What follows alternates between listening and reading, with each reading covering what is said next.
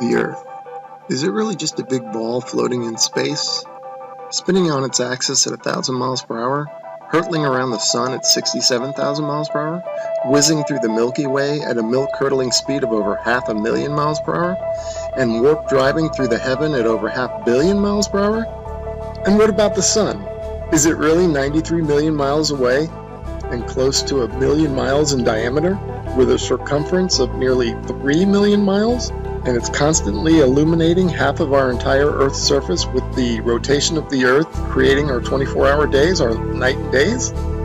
Or, shh, the Earth is flat.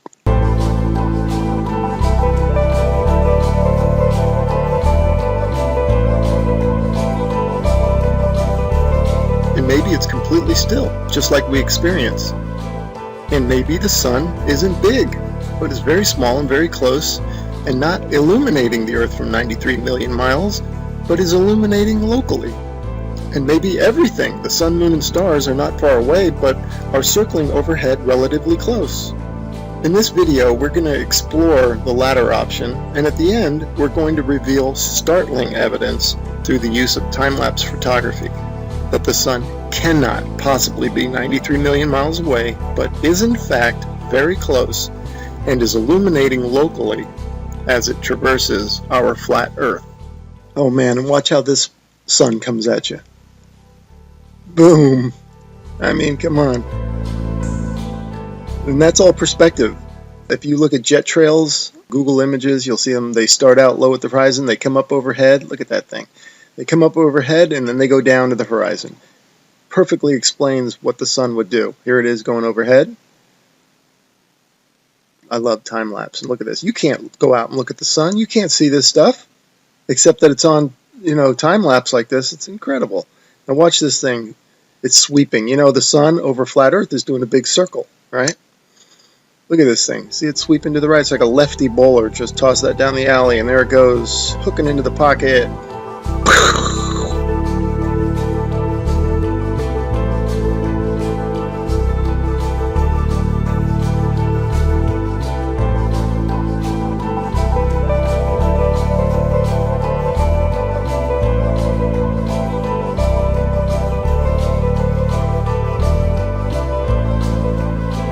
See how the clouds angle down to the horizon. I shot it there. That's exactly how the sun would do on flat Earth. Okay, back to the Copernican principle, and this is what they tell us. The sun is 93 million miles away. Now, I'm going to show you evidence through sunsets that shows the sun light following the sun over the horizon, and it shrinks as it goes over. Now there's no way it would do that if the sun is 93 million miles away. Okay, first I'm going to show you some footage from the ISS.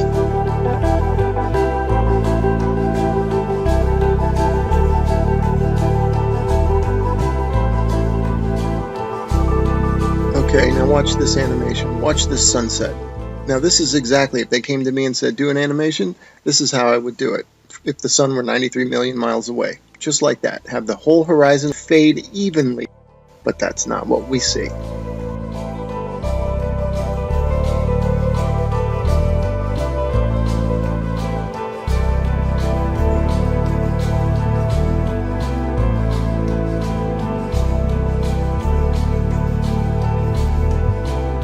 Okay, wow, look at that. Look how the light lifts off the ground like a big wedge, or like lifting up a sheet of paper.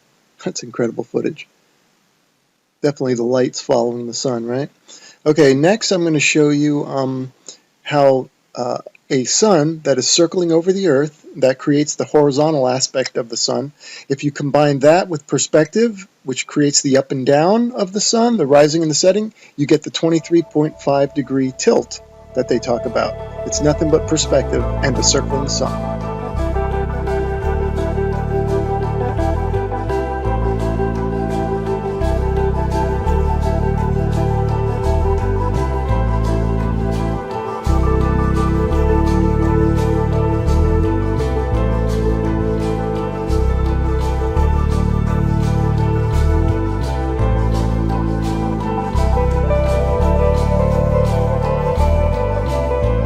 Here's another sun sweeping out a big circle.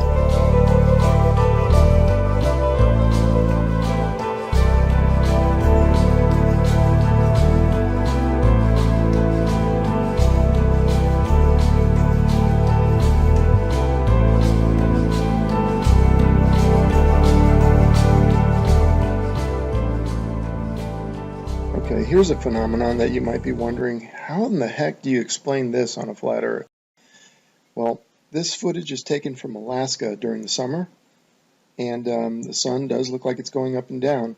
The reason it's doing that is that this town in Alaska is not in the center of the sun's circular circuit. In other words, the sun is making a big circle, and the town is not in the center of that circle. So the sun will be closer and further from the viewer with the camera. That will cause it to go higher and lower, and also maybe even bigger and smaller.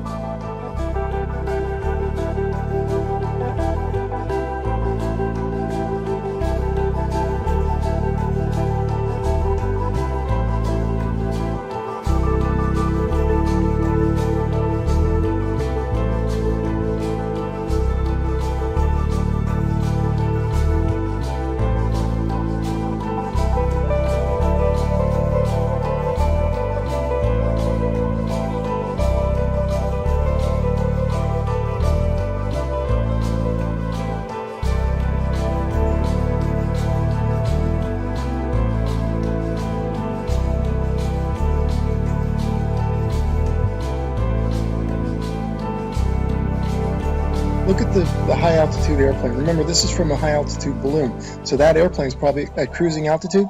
Notice how it looks like it's going up from the horizon. That's exactly how the sun will rise, because that plane is staying parallel to the ground. And now watch, it'll go down to the other horizon.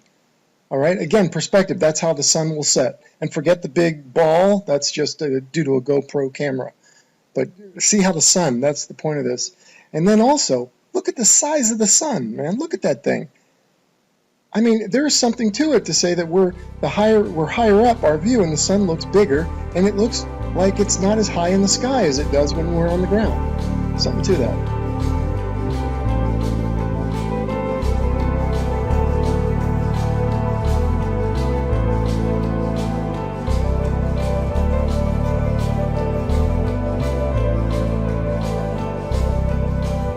Let's explore this notion a bit further, that the sun looks bigger when filmed from higher up. The next 3 slides, I'm going to do a comparison, a side by side. The one on the left, the camera is above the clouds. The camera on the right is ground level.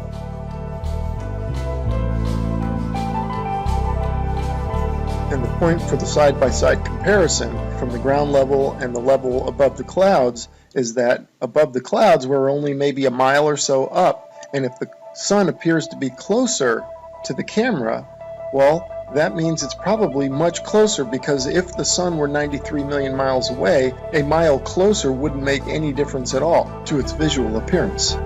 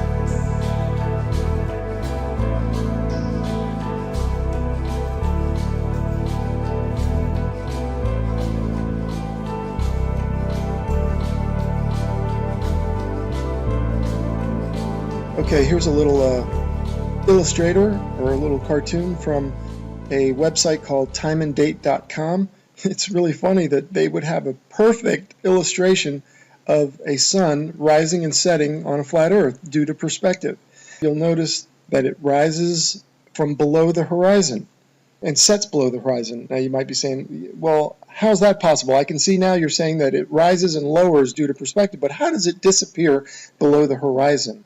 Well, I got a theory about that. Because of the fact that all parallel lines and planes converge at your eye level horizon, this is according to the perspective, I'm not making this up. If in fact, and they do, they converge at your eye level horizon visually, then it makes sense that after that point they diverge, meaning they then separate, so the sun would continue on a downward track.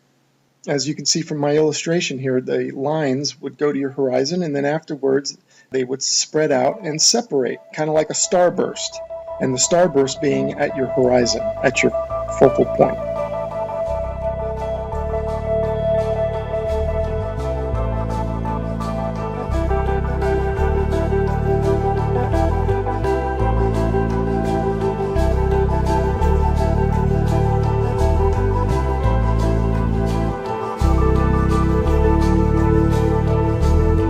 Anyway, without further ado, we're going to start talking about, and I'm going to start showing you the time lapse of the sunsets that I'm talking about that clearly show the sun is close and illuminating locally.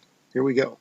All right, and here are a couple of time-lapse sunsets, and just like the sunrises at the beginning of this video where you could see the sun coming at you, not maintaining any 93 million mile distance, here you can also see the sun moving away, and it's clearly not due to the rotation of the Earth and a sun that's maintaining 93 million miles away, but the sun is moving over the Earth and moving away from you.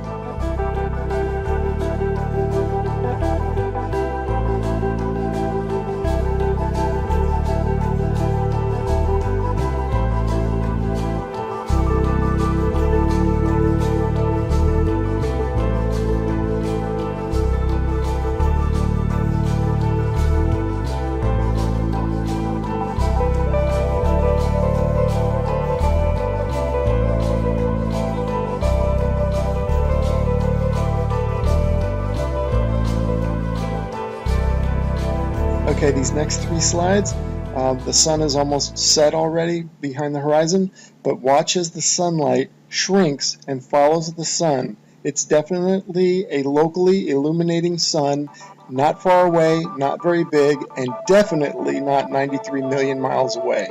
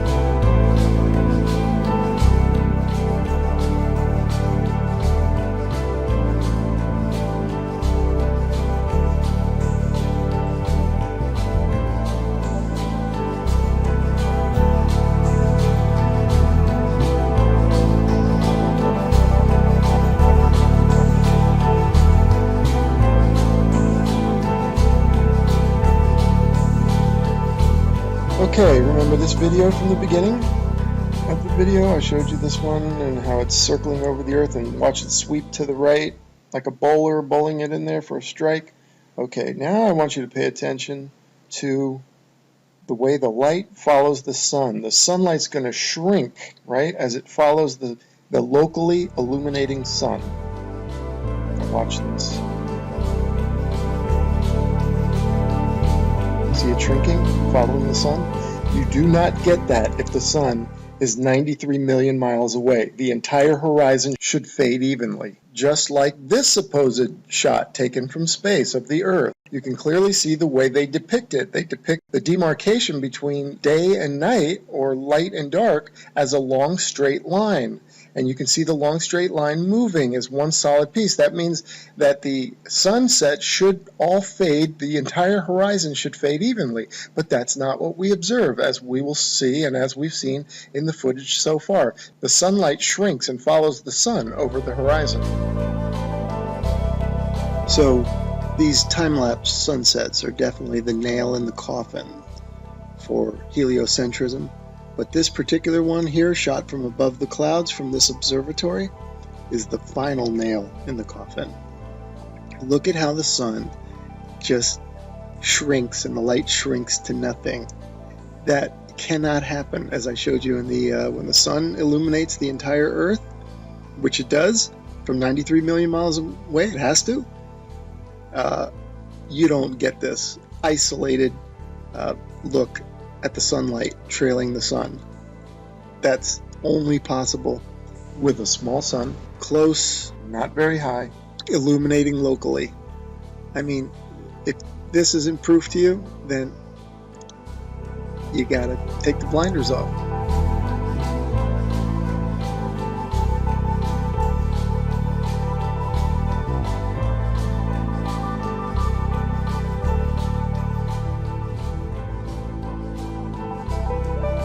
Okay, and finally I want to show you some examples of local illumination, or a city in the background. This is from Grand Canyon National Park. You can see Las Vegas is one of them. You can see the stars going down, so you know that's not the sun. That's the glow of Las Vegas, it says. You can see that's local illumination. I'm just making an example showing you here's Tuba City and a little bit of Flagstaff. Now, in this one here, you see two lights. Obviously, we don't have two suns, but these are two cities lit up, and it's just to show it looks just like the sun going over the horizon. That's the point of me showing that. That's local illumination at work. The sun is not 93 million miles away, because if it was, the entire horizon would fade evenly, and the entire horizon would fade at the same time. Not what we see here, which is the small sun cruising over the Earth and the light is following it. Case closed.